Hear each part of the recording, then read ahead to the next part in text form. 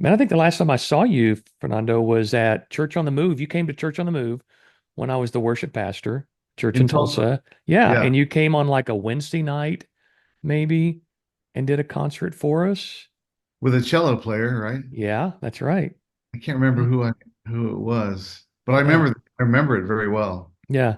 Not very well, obviously. I can't remember who I played with, Well, but it's been a lot of years. I mean, I think that was probably, I don't know, 2010, maybe even 2011 or earlier than that. But wow, gosh, so much has yeah, happened. I know, right? We've gotten older, haven't we? Well, look at this. And like not thinking that I was going to be doing this morning. I kind of shaved my head last night, which is Oh, I think it looks great. since That's good look COVID. on you. Uh, Well, let me just say, I've been a fan of yours for a long time. Very big admirer of your music and your gift. Your songs have just been companions for me over the decades, and it's an honor to have you here, Fernando. There are very few artists that have done what you've been able to do and continue to leave a mark on church music and continue to explore what church music and religious music could be. And I'm excited to get into your story and hear about your journey. So welcome to the One Degree of Andy podcast, my Thank you. friend Fernando Ortega, man. It's so good to have you here. Yeah, good to have you as well. Yeah. Thanks. And it looks like you're at your I'm home in not New good to have Mexico. you. I'm sorry. Good to see you is what I Thank meant you. to say. Thank you. And you're at your home in New Mexico, assuming. Right. Uh-huh. You Yeah. can tell by the Adobe. Yep. Sure can. Very Yeah. distinctive look. Yeah, it is. Yeah. My house is very New Mexican, Yeah. You're in Albuquerque, right? Albuquerque. And Okay. we're in the middle right now of the balloon fiesta. So Oh man, that's so gorgeous. If people haven't seen that before, they should put that on their bucket list. That is one of the most incredible experiences I've ever had.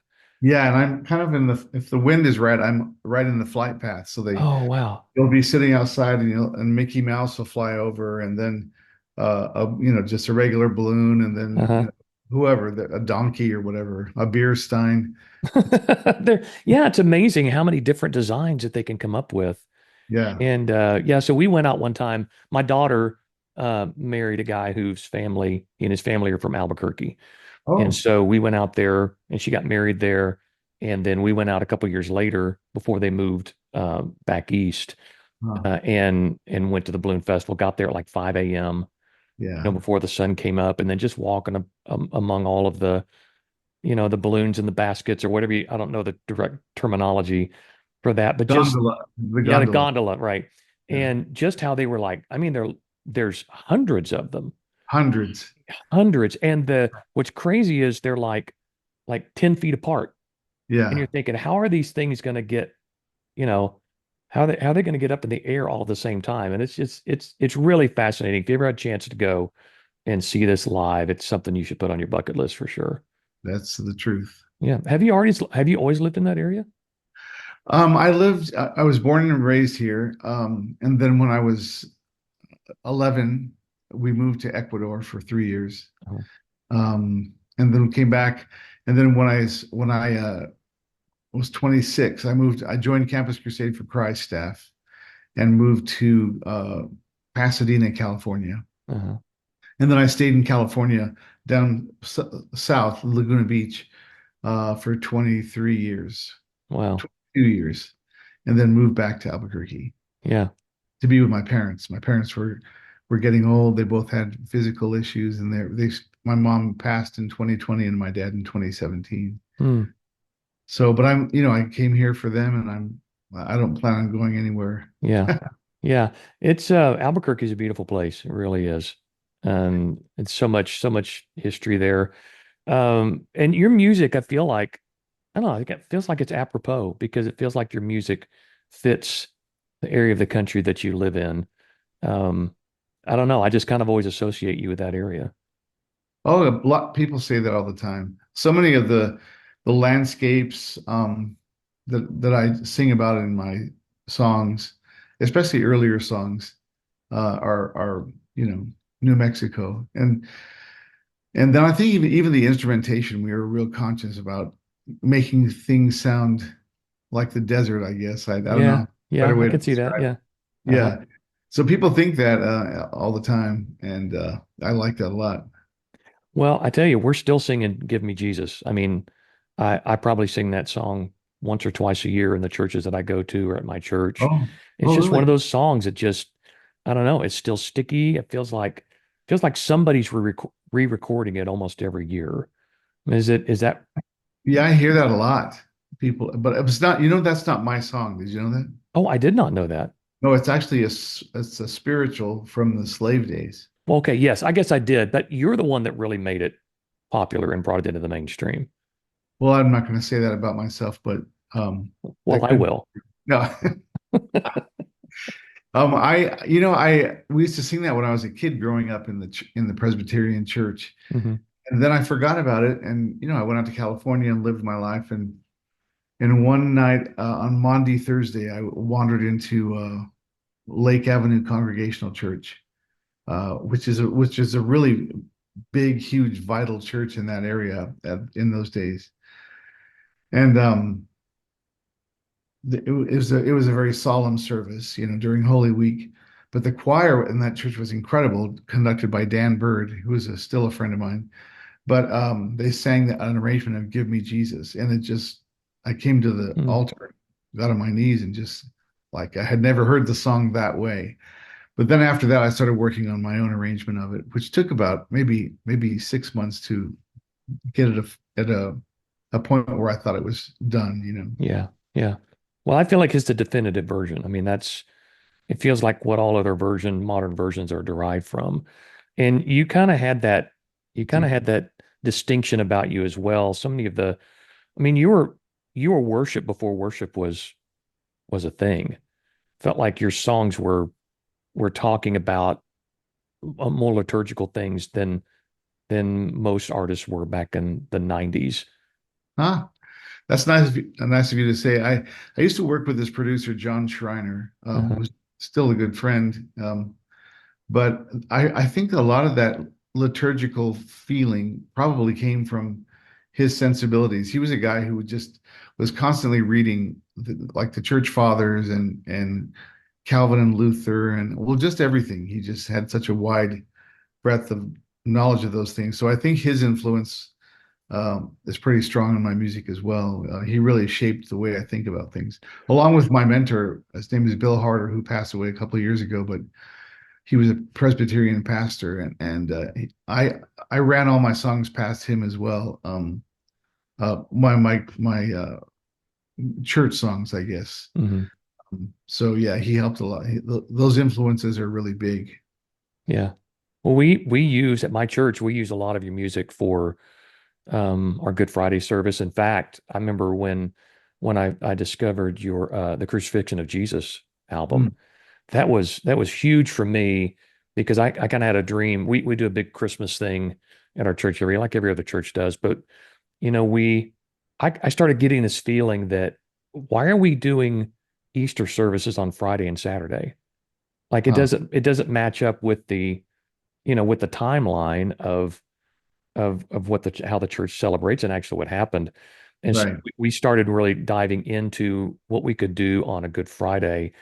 And Ah, when I started listening to the Crucifixion of Jesus, that was really a big change for me because I'm like, let's just do a whole service that feels like it's kind of in the dark. That's got it does have um a forlorn feel to it, but yet such hope and beauty that we took so many of the readings between the songs and so many of the feels in the songs that you were doing on that album and incorporated into what is now a tradition for us at Church on the Move of doing a Good wow. Friday service that does feel a little more sad, a little more dark than a typical service would be. And so, and then just Huh, going back to a lot of your other music, that well, I don't really hear many other churches doing, and I think they should.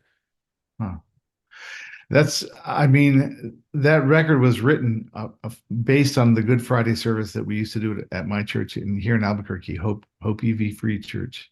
So that's so interesting that how you experienced it. Yeah. And Yeah. I just randomly put it on one day and I'm like, okay, we need to do this. Like, this is what I feel like is missing in so many churches is to sit at the foot of the cross and ponder and really take in what Jesus did for us. And I think we're so quick sometimes to jump to Easter and the resurrection, which is not necessarily a bad thing, but I just love that you have that desire to put something like that together. That it again, artists of your caliber. I know you're gonna be all humble on me here, but artists of your caliber that are willing to go a little bit deeper and explore some different themes about our faith that typical Christian music or worship music, they don't really go there. They don't sit there for any length of time. Ah, you know, for a long time I was Anglican, and even before then I was drawn to the Anglican Church, especially on holy days, Uh-huh. Christmas Eve or Good Friday or Easter, um, because the Anglican Church and the Presbyterian Church as well, other denominations as well, live by the church calendar, which is the you follow the narrative of arc of the life of Jesus. Yeah, So every part of the year has a season, and living in those seasons is became so meaningful to me.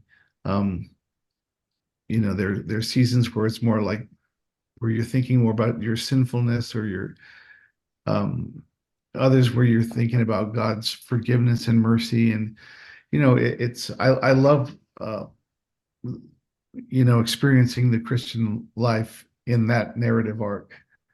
And so yeah, but so I would say writing that crucifixion record, it was exhausting, pouring yourself into those I bet.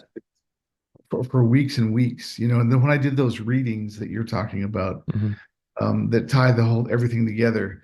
I was in my living room over here where my mics are set up, and I would just you have to do, as several takes. You get like vocal saliva stuff or something. You can do it again, but to live in those scriptures like that, it was very emotional, and I wept several times Mm, as I was reading those things. Um, and so by the end of that record, I was wiped out on an I bet. emotional and then just musically and everything. But and then my goal was to write the resurrection of Jesus, which you just mentioned, and Yeah. I haven't done it yet. But my friend who I co-produced that record with, Crucifixion, he was here a couple of weeks ago writing songs with me, and we're gonna really jump into the resurrection of Jesus here very soon. I So love that. Well, yeah, get it done because the isn't the Passion 2, I think it's in production now. That's what I've is it heard. really? Yeah. Oh And wow. I guess it takes, from what I've heard in the past, it that goes from the resurrection, like the first couple days of the resurrection or whatever. Um, and I think that'd be pretty timely. But let's go back a little bit. Let's go Sure. back to your early roots Uh, and kind of your formation as a musician. Where did that start for you? Is music always something that was a part of your life? Were your parents musicians? Like, how did you fall into this line of work? so my parents weren't musicians. Music was really a part of our how. I mean, Uh-huh. our house was full of music all the time. We had those, I remember this the small 70, is it 73? 78s, right? 78 RP. Yeah, Yeah. yeah, We had a collection of those, and there was Handel's Water music on there. We had some Italian folk songs, and we had, I can't remember, maybe Bing Crosby or something like that. yeah. Those records are always played. And we also, so we were a very church-going family, Presbyterian. So we were all used to reading, the hymnal, the four parts, soprano, Uh-huh. alto, bass. And, um, but when we were in the car, we just sang and harmonized. My parents were really good harmonizers, and we was just drive and sing. It was just part of our life. But we had these neighbors when I was maybe 6 years old or five, and they moved to Europe for a while and asked us to keep their piano. So that little upright piano ended up in our house, and I was just drawn to it right away, and then just drawn to it and never wanting to leave it. So, and I don't really remember this that way, but I ran into a friend recently who said, "Remember when we were kids, everybody was out playing, and you were just at the piano all day long. You never wanted to play." I don't remember that, but it seems true. Yeah. I practiced a lot. And then I was telling somebody about this in the airport the other day that once my parents made me take lessons, I really rebelled against that. And I you know, think we all did as kids, didn't we? why I is did that? I did the same thing. My parents made me take, well, my mom mostly made me take classical piano for like Oh, 15 years. And I oh, hated every second of it. I mean, I'm oh, glad I wow. did it now Yeah. because of the theory I learned and just the understanding of how music works. But Huh. oh yeah, I hated it. I think it was because that's not the kind of music I wanted to play. Oh, see, that's the kind of music that I really wanted to play at. Oh I wow. I was determined to be a concert pianist, and then Oh, all through college, and I really thought I had what it takes. I was going to be playing, Beethoven, Brahms, Mozart concertos with orchestras around the world. wow. And I went to audition at all these big schools in the East, Eastman School, Curtis Institute, Madison, Manhattan, and Stony Brook. And I was practicing. I had a friend who was studying violin at Juilliard at the time. She let me into the practice rooms. So, I was staying at a friend's house in New York City, and I was practicing the Chopin Ballade in A flat, number three, and I heard somebody else playing it down the hall, and so they were playing it really well, like way better than I was playing it. So you go down the hall, peek in the little window, and it was a little girl. She must have been 12 years old, and I just remember like this rush of I don't know what the word is, failure, or dread, or just realizing, oh my gosh, you know, that little girl is way better than I am, and Yeah, trying yeah. to make a career. And I fell into a depression for a couple of years after that. Huh. Like, but I always think that was the moment where God, kind of bonked me over the head in His way, the way the Holy Spirit does, but through the negative, through that negative experience, those negative emotions, God's that's how He spoke to me and said, "No, that's not what you're going to do." And I had to realize I'm a good piano player. I'm a very good piano player, but I'm not a world-class classical piano player by any Mm. means. There So, is that level, isn't there? I mean, we all experience that at some point where you feel like I'm really good at this. And I think, you know, I think that this is my path. And then you do, same thing happened to me so many times, run into people. I'm like, oh, hang on a second. There's a oh, whole different level of this that I'm not, I can't even touch.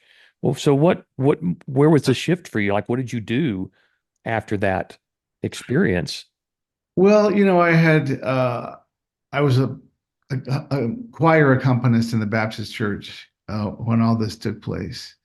And I used to sing there every once in a while. But one night I sang an offertory. Um, and there was a pastor in the audience from Arizona.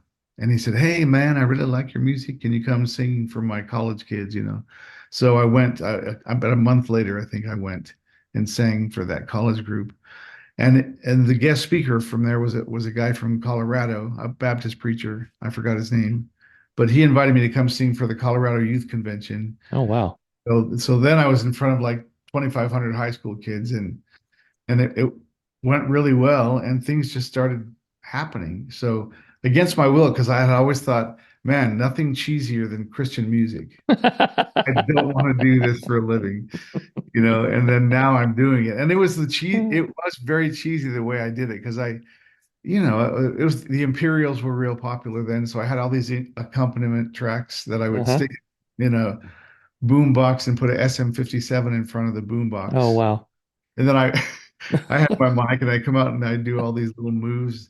I listen to the Incredible. trumpet of Jesus. Remember that one? Well, That's the world, awesome. and I'd start marching around. Oh my gosh. I'm glad there are no videos of that as far as I know. Yeah, as soon as you say that, one's going to pop up somewhere. It always happens. But that's Yeah. incredible. Wow. Well, then Yeah. how did you, so then tell me how you got into the Christian music industry? Like what was the moment that someone said, yeah, we want to sign you to a label? Things get so blurry with all this. And I'm afraid I'm going to pull a Tim Walls and say something that, just kidding. What about his military service? But I was I joined Campus Crusade for Christ staff and moved out to California. And they put me in the position of a staff soloist, which is, such a clinical sounding term. Huh. But Yeah. so I played for all their fundraisers and I played for a lot of college events as well. And were you Um, writing music at this point, or were you just doing cover I songs? had started dabbling in writing. It's all a blur, Yeah. actually. So Yeah. I was taking a poetry class at Irvine Valley College. I had moved down to Irvine, California now.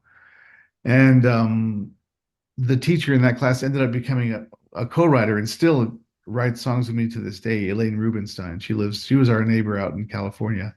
Um, and her husband also was a poet. And when I hang up from talking to you, I'm going to go talk to him for a while. Oh, well. Yeah. But anyway, so I don't remember exactly the timeline, but I was singing at a crusade conference up in San Francisco, a college conference. And Philip Sandiford, do you know that name? I sure do. He was Yeah. passing through. He was staying at that hotel. I think this is how it happened. In the ballroom, he came to the ballroom where I was singing, and then he came up to me afterwards and said, "Hey, how'd you like to sign a record contract with me?" And so I said, "Sure." That's back before I ever knew. Well, need a lawyer and all this. So Nah. Oh, it'll be fine. yeah, so I just kind of signed all the pages and then recorded my first record for Philip. It was Hmm. called "In a Welcome Field." Yeah. Yeah, and so from And there, what year was that? 88, 89, somewhere Okay. in there. Okay. I think it released in 89 and promptly tanked that record, I think. It was picked up by somebody else and it's still in print, but Yeah. then I on Campus Crusade had their own labels. So they signed me for like a 5 record deal. And that's when I think it was Michael Card Hmm. and a friend of mine named Andrew Tempest who took my CD from Campus Crusade to the president of Word Records, Lauren Ballman. Yeah. And then I got signed to Myrrh Records. And that was when I was 36 years old. Oh, So I was wow. already, yeah. Yeah. Wow. Look what happened to me now. It's like unbelievable. But Well, 36, I mean, yeah, I don't know. I mean, mid 90s, early to mid 90s. I mean, that was about standard, I think. It wasn't until the late 90s that artists got a lot younger. In 2000s, artists got a lot younger. I think that, that's the truth, huh? yeah, yeah. Yeah, but so like I remember back then because those guys were shocked to find out how old I was. We were out to dinner. They didn't even had never asked.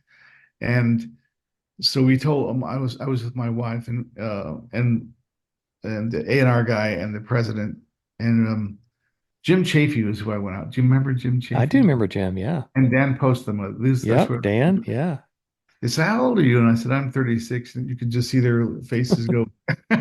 They said, oh, wow, we thought you were like in your 20s. And that happened to me throughout my life. When I was in my 40s, everybody thought, oh, 20s, 30s, 50s, they thought I was in my 40s. And now when I say I'm 67, people go, oh, okay. I There's get that's never a my story question. too, man. I'm a late bloomer, like we like to say. I was Yeah. a late bloomer and I always looked 10, 15 years younger. But man, when that rubber band finally snaps back, it snaps back hard, doesn't But it? you still look the same to me. I mean, you have a Well, little gray in it's your good beard. lighting. We got good Yeah. lighting here. Yeah. Well, tell me, who did you tour with back then? I mean, because I just remember when we were out, we would see you, and our paths would cross now and then. But Yeah. who were the main people you hung out with and toured with during the heyday of your career in So the Nashville? tour that really helped a ton was Michael Card. Hmm. He asked me to come out and be in the band, play piano in the band, and then and open for him, which I did. We had a choir in every city and there an orchestra and everything. Um, and so that was a big deal. And then I got invited out with Twyla Paris, and that was also large. Helped a lot in my career. Yeah, and that's the one I remember the most was Oh, just, really? yeah, was you being out with Twyla. Yeah. It was the True North tour. Uh-huh. Poor Twyla, if she ever, I don't think she knows the story, but at the song True North, Uh-huh. Um, it is the same chord progression as Boy, the way Glenn Miller played. Da da da da da da All in da. the family. All in the family. So the Everybody's band, got their secrets. yeah. So, As a songwriter, everybody's got their little secrets there. yeah. So the band would be cranking this thing out. There'd be a choir, there was an orchestra, and you couldn't really hear anything. Yeah. But I would be hammering out the melody during the chorus of that song. Da ba bum ba bum bum bum. And nobody could hear it in the crowd, but everybody in the in-ears could. And oh man, we were laughing. Or they were laughing. Oh, you know, I you got to do those things sometimes when you're on tour, the grind of the road. If you yeah, don't have find ways like that to have fun and just poke fun at each other, I mean, you're kind of doing it wrong because those are the things, those are the stories you're excited that you have to tell yeah, later on. yeah. And yeah, and again, when you get to a certain point where music is, I don't want to say you've unlocked the mystery of music because there's still more to learn. Yeah. But for a lot of stuff, I mean, it's just the same chord progressions and melodies just mixed up a little bit, and you try to put something different with it. But I love that, seasoned musicians have a way of, digging a little bit and going, I know what this is. Yeah. Well, yeah, and by the way, Twyla, the most gracious person on the Oh, planet. she's wonderful. I just had her on the podcast not Oh, long ago and was able to really? track her down and went to her home, sat with her, had coffee, and got her story. And just as wonderful as ever, Yeah, just as wonderful as ever. And she's one of the great people in the Christian music landscape that's I just agree. ever, yeah, Yeah. yeah. So after that tour, I did my own tours with Margaret Becker, Hmm. with Andrew Peterson, Watermark, Waterdeep, um, and Andrew. Did I say Andrew Peterson Yeah. already? Uh-huh. I can't remember everybody. Michelle Toombs, remember Oh, Michelle? Michelle. Yeah, Michelle came out and opened for us on one of our tours. And man, just I think that's one of the great CCM records of all time, or her first couple of records. Yeah. Oh yeah, those. It was such a. She came out at the same time as Andrew, so it was a Uh-huh. really eclectic mix of stuff because she was kind of a Enya type of Yep. singer, she used backing tracks and it was very Hmm. Enya-esque, and she Yeah. was so much fun to hang out with. Yeah. Little fish out of water vibe to her, especially, coming from Australia Yeah. and especially because she went out with us and opened for us on the tour that we had. We took out her and Jackie Velasquez. Oh, I was just And talking about her yesterday. yeah, she's wonderful. She's been on the pod as well, and she and Nick are doing great. Yeah. Always love getting to run across them when I go to Nashville Yeah. and hanging out, especially Nick. Nick is, leading worship in Nashville. And Is let me, is that what he does now? He's the worship yeah, leader. yeah, at one of the campuses for Brentwood Baptist. I think Hmm. they have a downtown campus, and he's out there. Oh, cool. But I want to touch on that for a second, just to bring up your Hispanic roots and how there wasn't a huge representation of Hispanic artists in the CCM world.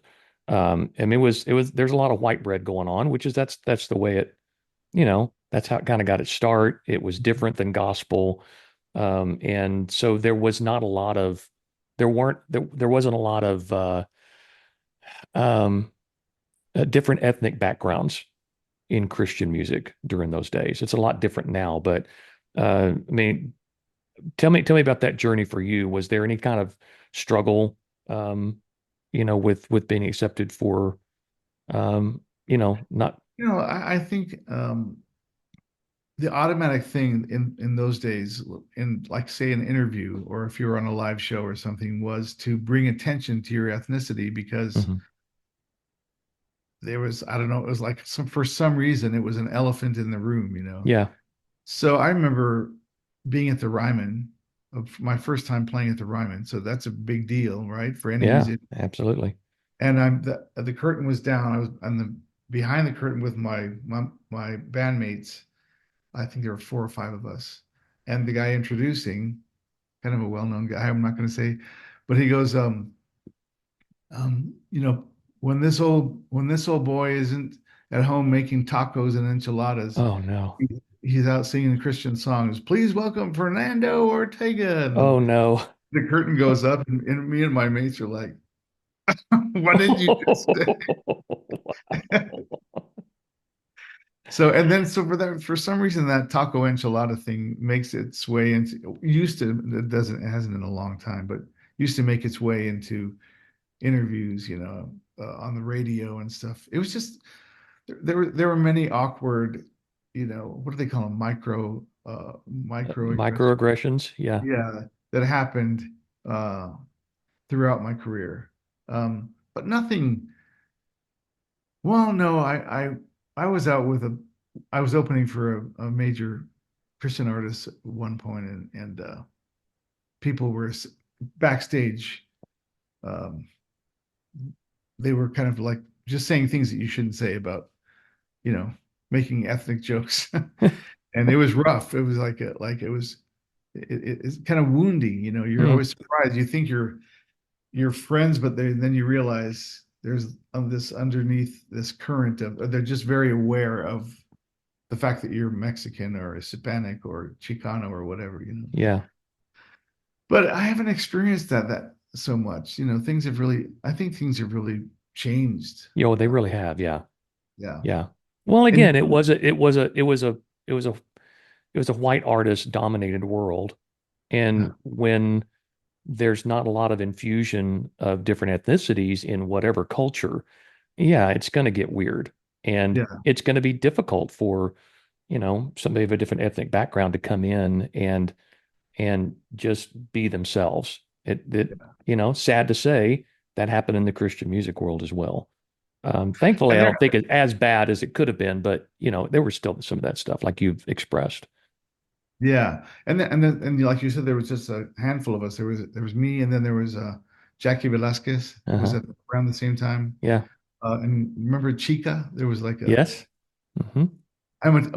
We used to have those like they called them celebrity bowling nights. When during GMA week. Oh yeah. Uh-huh.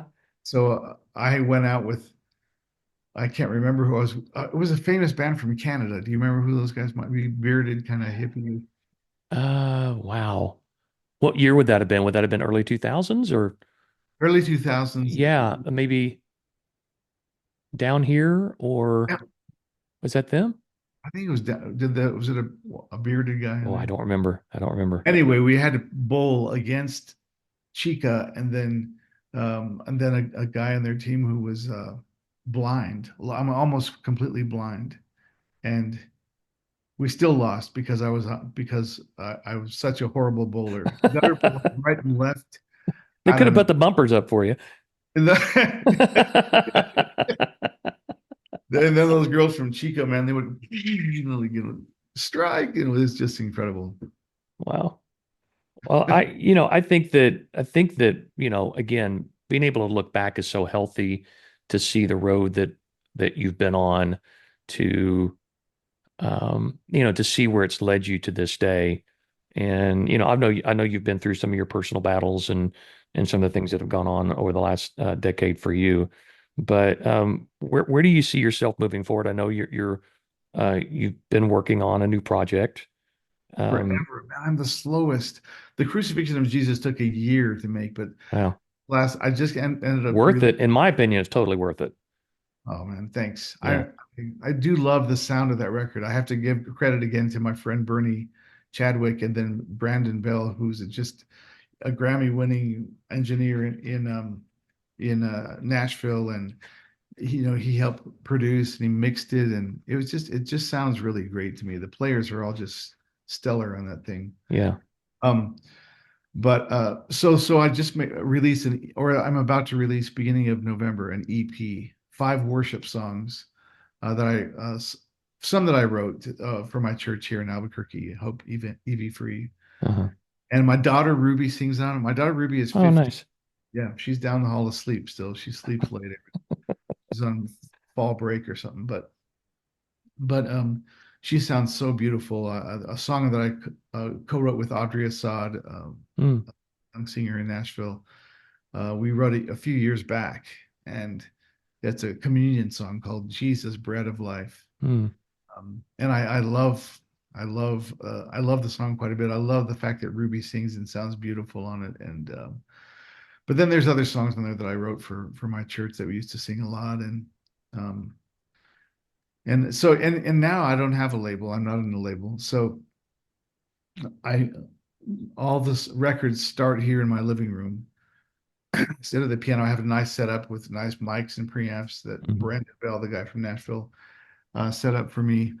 And so I recorded the whole thing here with piano. Then kind of you go to send it off to somebody in Nashville, somebody in LA or whatever, to play stuff. And that's how things seems like that's how things come together these days, right? Yeah.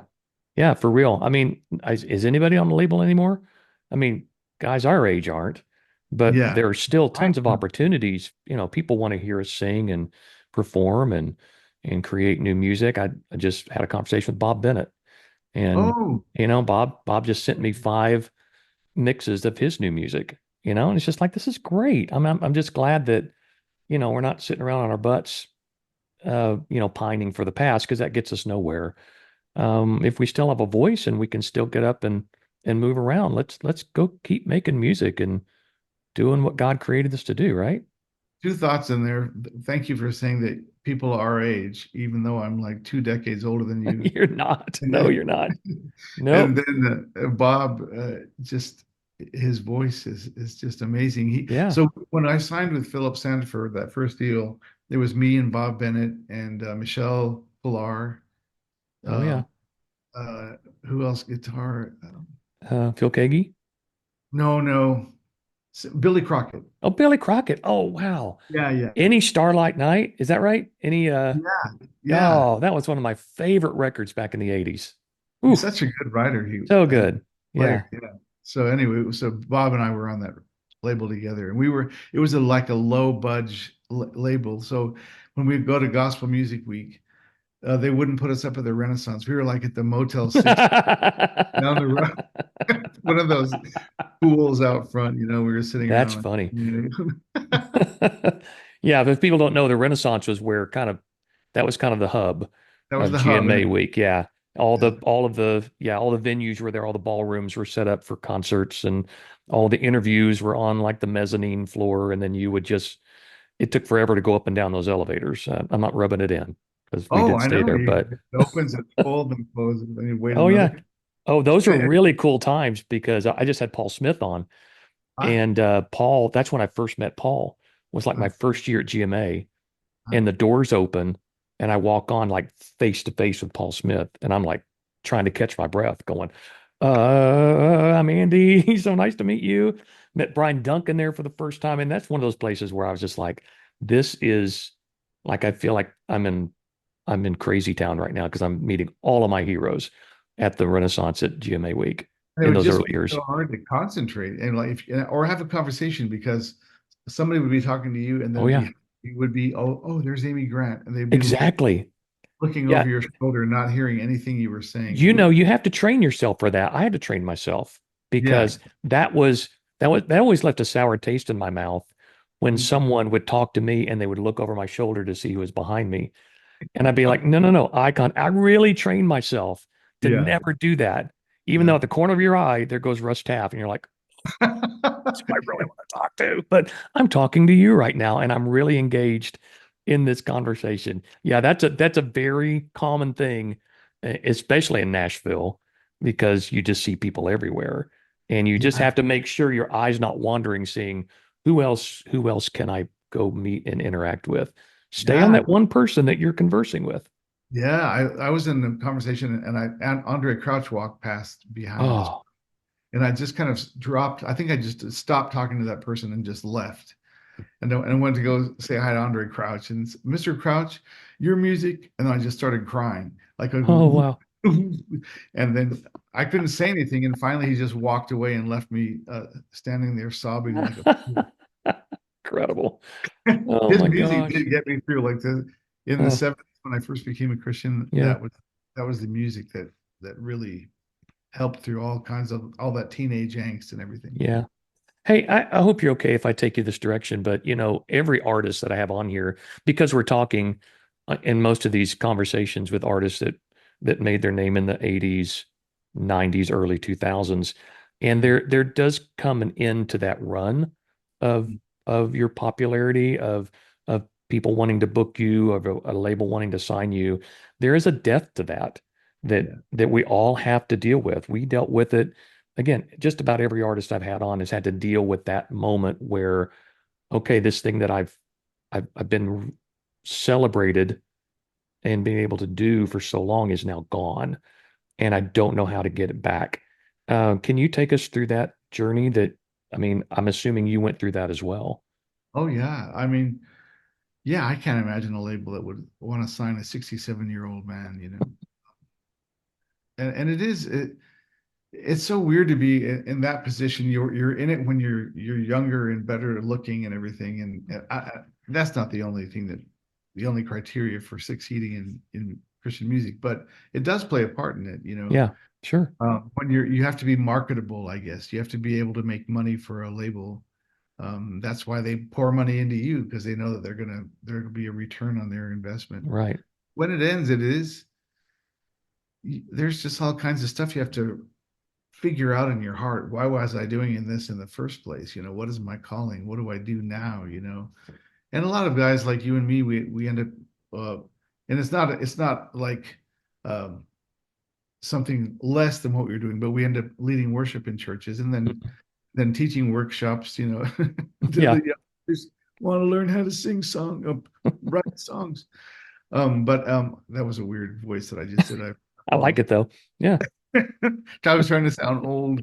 I don't need to work at that. But yeah, for me, I find us in those days you have everybody like, you know, whatever you want, they get you, you Right. know, Yeah.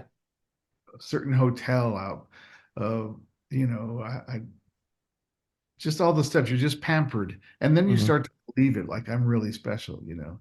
So when this part comes, like you're talking about, it's kind of a blow to the ego. But I feel like I've settled in a place now where I don't care about that stuff anymore. I love writing songs and I love singing and playing, and I still go out and I do shows. I do, you know, maybe 3 or 4 a month. Um, so that's, you know, it's a very light schedule, and I have to do it because I need the income. But it's very different. The crowd sizes are a lot smaller. The venues are smaller, but I find that singing songs that meant something to me, like "Give Me Jesus," um, or my old song "Jesus, King of Angels, Lord of Oh Eternity." yeah. Hmm. Those songs mean more to me now. I've lived them deeply for you know 3 decades. So when I sing them, I think I mean it more now. People Mm. come up and you know they tell me constantly, you know, my mom was dying. We listened to your music, or you know, my kids go to sleep with your music every night. Mm. One lady came up to me at Wheaton one year, Wheaton College, and she said, "I take a shower with you every morning." And I said, "Oh, Wait. yeah, yeah, I thought you looked familiar." No, it's Sorry. but anyway, no, there is that. It's a I'm happy with where I am because it's more meaningful to me than Yeah. now than it was, and my ego isn't so big as it was. So that's a relief, you know. I I, I don't I all think that that worry. that's a sweetness of the Lord, that, you know, the kindness of God, when it's almost stuff that comes full circle for us without all of the expectations attached. Those songs can come back. I know songs that I was a part of in the 90s that I can sing now and go, oh, wow, maybe I recorded that and sang that for my season now of life that I'm in. Because it is richer. It does mean more. When before it was, like you said, it was kind of a blur. And Yeah. you write the next song, you sing the next song, you do the next concert, you move on. And you get to this stage of life and you're able to, to slow things down. And now these songs come back to you multiplied in meaning and what God is speaking to you. Yeah. And I love that you feel that, because I definitely feel that as well. That, you know, that these songs are a little prophetic for me in my 20s, and they're just now starting to blossom in my heart at 58 years old. Wow. Oh, you're 58. I am, yes. Wow. There, That's we've said it. Okay, I'm 58. well, you're a decade younger than I am then. Um, see, oh, you're saying there's something that got me. Um, oh, just since the time I wrote those songs, I've been through, like you said, the last decade was really hard. I got divorced. Well, that was more than a decade ago. That was like 13 years ago. And that was just a pummeling thing in my life. And as a result of that experience, I fell into depression, deep anxiety. Doctors were giving me meds for the anxiety, and they would help for a couple of hours. But it was just a weird time. I was on staff at a church, um, and I remember that I had developed social anxieties as well, where I couldn't talk to people. I was real paranoid. It was just a weird time in my life. But I would to go to a staff meeting, I would have to go in the sanctuary and get on my knees and say, Lord, please get me through the next 10 minutes. Mm. And I'd go to the staff meeting and I get through the 10 minutes, but I'd start to feel weird again. And it was, I don't even know how to describe it, what social phobias are like. Um, but it seemed like, for a long time, I crawled through life that way on my knees, asking God to help me get through this and that, and not being able to talk to people, just only my family that I feel comfortable talking to for any period of time. And slowly, it just God answered my prayer, and I don't have any of that stuff anymore. But Wow. it would, Thank God. but there were so many times where I just said, "Can't you hear me? Can't you hear what I'm asking? I need help, please." And I don't know. Those were hard years. Yeah. And then you come back and hear those songs again, or somebody reminds you of a song that you wrote or that was a part of their life. I know I felt this way, and I alluded to it earlier that I go, man, that's for me now, And those songs can be healing, and they can, instead of being a burden that's weighing me down in the past, they're friends that can come alongside me now and lift me up, and I can sing those words with a lot more appreciation now, I think. Yeah. And Oh, you know, yeah, and I just again I love that you're in a place now where you're still creating, you're still getting out and singing. I think you're just such a gift to the church and to musicians like me who, you know, I want to continue to associate with great musicians and great songwriters and people who have a depth to them. Because as we get older, isn't that what we're looking for? We're looking for a lot more meaning and depth and legacy instead of what's new and what's popular. And, I don't know. I guess what I'm that's saying is thanks for continuing to do what you do because it's blessing me. and thanks for saying that. That's very kind. Well, I would love to see you on tour if you ever come through Tulsa, please let me know. You've got my number and I'd love to buy you lunch next time I come through Albuquerque, which I'll hopefully won't be, you know, in the not too distant future. Yeah. I hope it's more than a lunch. I hope you buy me like a really nice dinner instead. Okay. Yeah, steaks on me. Yeah. Would love to. I wanted to mention, when I was talking about artists I've toured with and the artists that helped me, I failed to mention, and she was at the top of my mind, but I got to go out for a long tour with Amy Grant and Oh yeah. her husband Vince Gill. Yeah. He was playing guitar in the band. I know this is not the place to remember that, but maybe you can tuck it in some other place. But Amy, that was a big deal for me being out with Yeah. her. She's just a fantastic, spectacular person. Hmm.